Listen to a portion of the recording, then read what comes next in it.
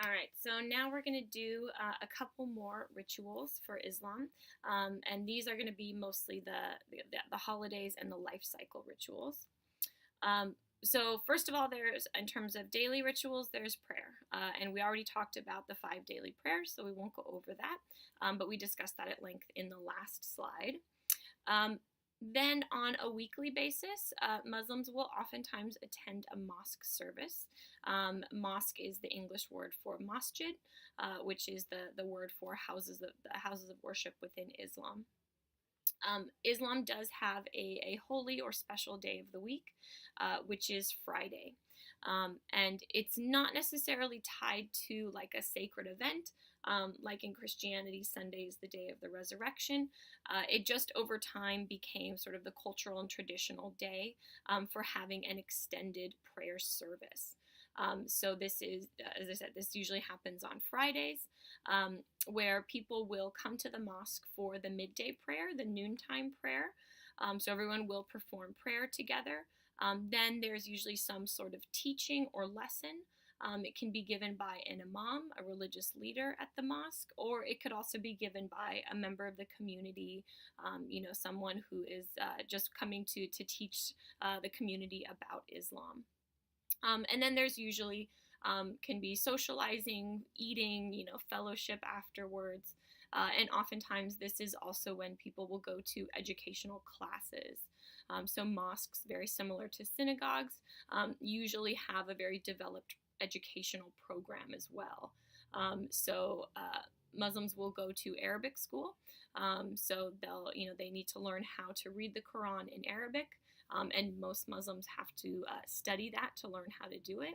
And there could also be sort of, Quranic studies classes, things like that. So all those events usually happen on a Friday. But so in Muslim countries, Friday is a weekend. So their weekends are different than our weekends of Saturday and Sunday. But a lot of times at mosques in North America or Europe, a lot of those services will be switched to a Saturday or a Sunday to accommodate people's schedules because Friday is a work day for most people. But that happens once a week. And then in terms of yearly rituals, there are a couple of important holidays that are celebrated by Muslims. Ramadan we already talked about. So Ramadan is that month of fasting. It's the sacred or holy month. And each evening, Muslims break the fast, right? They've been fasting all day, and they have a large meal. And usually, Ramadan is a time where there's lots of family and friend get togethers because everyone is cooking a large meal for the evening. So a lot of times there's a lot of socializing, and the evening time is a time to get together with family and friends and eat a lot of food because you've been fasting all day.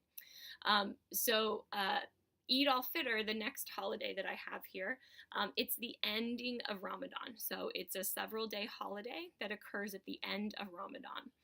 So if each evening you kind of break the fast with sort of a celebratory meal with your family and friends, Eid al-Fitr is kind of like the final breaking of the fast. So it's a several-day holiday that is filled with lots of food, getting together with family and friends, and exchanging presents. So it's sort of celebrating the closing of Ramadan for that year. And then Eid al-Adha is another holiday that celebrates two different things. So the first one is that Eid al-Adha occurs at the end of the Hajj season. So it's celebrating the Hajj, and oftentimes it can also be welcoming back the people who went on Hajj. Hajj is also not something that you do individually. You always go as a group. So usually you go with other people from your mosque or your community who are also going on Hajj that year. So the community or the mosque might have some sort of celebration, to welcome those people back, celebrate their experience of finally being able to go on Hajj that year. So it celebrates the end of the Hajj season. It can be a time to honor the Hajjis, the people who completed the Hajj, and it also honors or commemorates Abraham and his willingness to sacrifice his son Ishmael. So another story that is both in the Torah and the Quran. We didn't talk about this story when we went through the Judaism unit, but it also is in the Torah. There's a story about Abraham, and that one day God tells him that he wants him to sacrifice his son, to kill his son. And Abraham has so much faith and trust in God that he agrees to do it. He doesn't want to, but he agrees to do it. So he takes his son up to the top of a mountain, and right when he's about to kill his son, God stops him, tells him, not to do it. That's not actually what he wants. He was just sort of testing Abraham's faith. And then he replaces his son Ishmael. He makes an animal appear. It's usually translated as a ram or a lamb in the text. And then they kill the animal instead, and then they eat the animal. And again, it's in the Torah as well as the Quran. In the Torah, it's his son Isaac. In the Quran, the name of the son is not mentioned, but it's usually assumed to be Ishmael. So Eid al-Adha is also a holiday that celebrates this story. It celebrates Abraham's ultimate faith in God, that he was willing to do whatever God asked of him. So Eid al-Adha, the celebration, or what people do, it's very similar to Thanksgiving in America. The center of the holiday is a meal that people share together. It's a family meal, or family and friends. And as God provided the lamb to be sacrificed, families get together and they also have lamb. So they will, if they can afford it, they'll get the whole animal. And they'll eat the animal. So it's similar to Thanksgiving. We get the turkey and we eat the turkey. So the centerpiece is eating this meal together. And there's also an emphasis on sharing with the poor. So if you can afford your own animal for the centerpiece of your meal, then you should invite people over who cannot afford it, or share it with those who cannot afford it. So giving to the needy or giving to the poor. So that's the form of the celebration. Then the last holiday that I have here is Mawlid, and Mawlid is the celebration of Muhammad's birthday. So it's the day that Muhammad was born, that's celebrated each year throughout the Muslim world, except for one country, which Prothero mentions. It's a celebratory holiday, right? It's celebrating the life of Muhammad. So it's usually celebrated again with friends, family, and food, as well as sharing stories or poetry about the Prophet. Because it's a day for celebrating the life, the character, the teachings of Muhammad. Lots of times stories are told or read about Muhammad, and there's a whole genre of poetry about Muhammad that's very praising of Muhammad's character. So oftentimes there are also recitations of this type of poetry. But as Prothero mentions, it's actually outlawed in one country. It's not allowed to be celebrated in the country of Saudi Arabia, which is, of course, interesting because that's where Muhammad was born. It's actually where his birth took place. But as Prothero mentions, in Saudi Arabia today, there's a very particular form of Islam that's practiced that has become law because it's been embraced by the Saudi family who rules Saudi Arabia, which is called Wahhabism. And Wahhabism is a very conservative form of Islam that is very concerned with shirk.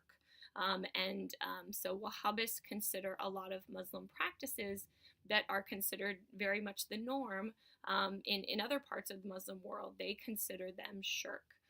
So celebrating Muhammad's birthday, Wahhabis consider inappropriate because it could lead to an idolization or a worship of Muhammad. So they really, really try to keep those two things very clear, very separate, that Muslims can admire and respect Muhammad, but he's not divine, so they shouldn't do anything that could lead to worship of Muhammad or idolizing Muhammad. So celebrating his birthday, they feel comes a little bit too close to that. But it's celebrated virtually everywhere else in the Muslim world. So those are our major holidays. And then I just have a couple of items about sort of life cycle traditions in Islam. When a child is born, there's nothing like baptism or circumcision. There's not necessarily a birth rite or ritual that takes place, but it is traditional for the words of the Quran, usually the Fatiha, the opening verse, to be whispered into the ears of a baby right after they're born, so that the first thing they hear are the words of God. Again, it's not, this isn't necessarily something that's a part of the religious tradition, but it's something that has become traditional or customary for many people to do, is just to make sure that the baby hears the words of the Quran very early on, so that they are sort of starting their life off with God and hearing the words of God. As an adult, all Muslims are encouraged to marry and to have children. There's no celibacy, ideal of celibacy in Islam. So there's no like Muslim monks or nuns, and imams or the religious leaders are also encouraged to get married and have children. So there's no sort of members of this religious tradition who are choosing to be celibate or choose to go unmarried, as there are in Christianity, Buddhism, or Hinduism. And I have here contract, because within Islam, marriage is considered a contract or an agreement between those who are getting married to each other. We have marriage contracts or marriage licenses in our own culture, but those are civil. They are not religious, right? If you're going to get married, you have to go down to the county courthouse, you have to apply for a marriage license, and you have to sign it, you have to pay a fee. The idea being that they want to make sure that everything is done legally. So some of you are probably married, some of you aren't, but if you haven't gone through it before, you have to sign your marriage contract. So you have to sign it, and the idea is that you are agreeing to enter into this marriage contract. Then you have to have witnesses sign it. So that's traditionally why you had like a best man and a maid of honor, because they are your witnesses. The idea being that the government wants to make sure that both parties are entering into this marriage of their own free will. No one is pressuring you or forcing you to do it. So you have someone in your life who also signs the marriage contract, because they are basically witnessing that this happened, and they are giving their testimony that you are entering this of your own free will. So we have that in American society, but it's a legal, it's a civil contract. It's not religious. Islam has a similar contract, but it's a part of the religious tradition. So when Muhammad started receiving the revelations, this was a part of the revelations that he received, was that marriage should be a contract between those people who are entering into it.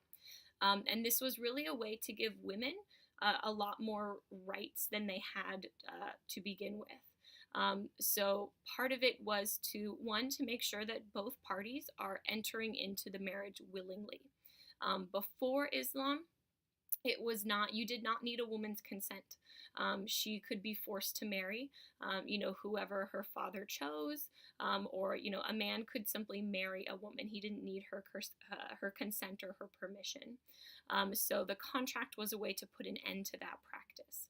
So women had to agree to enter into the marriage. So it gave them greater rights in terms of the marriage. And the contract also allows for divorce. So Islam has actually had divorce since the very beginning. It has to be divorce for certain reasons. You can't just divorce someone for any reason.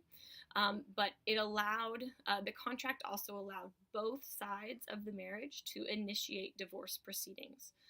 So before this, right, a man could divorce his wife for really whatever reason he wanted, but a woman could never divorce her husband. She had no way of getting out of the marriage if she wanted to. So the contract also gave both men and women the right to initiate divorce proceedings. So in Islam, marriage is a contract. It's a religious contract, and it was done, again, as a way to give women greater rights at the time. And then the last thing I have here is death. So upon death, there are a couple of requirements that have to be followed for a proper disposal and burial of the body. How is the body supposed to be treated after death?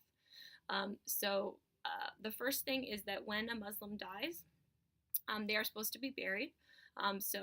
Islam teaches that you should not be cremated. Your body should be buried in the ground, and it has to happen relatively quickly after death. Usually, it's about 48 to 72 hours. It's from death to internment to burial is a very quick process. The body is supposed to be cleaned and then dressed in a simple white garment.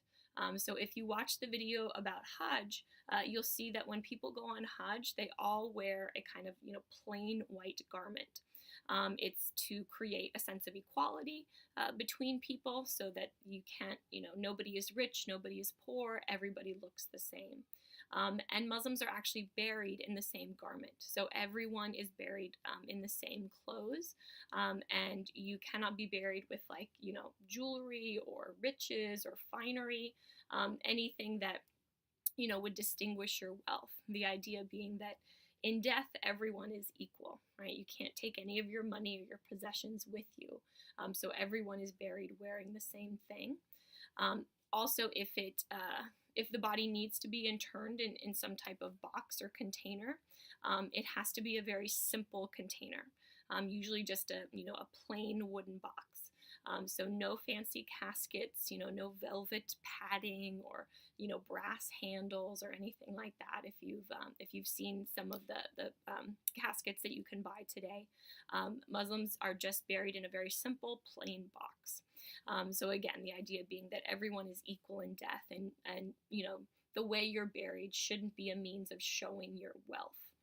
And then the last thing is just that wherever the body is positioned, your head is supposed to be turned towards Mecca, so that you will spend eternity, with your face towards Mecca, looking towards Mecca. And so in general, the idea is simplicity, right? To sort of have a simple form of burial. So those are all the rituals that we're going to go through for this unit. And then now we're going to move on to ethics.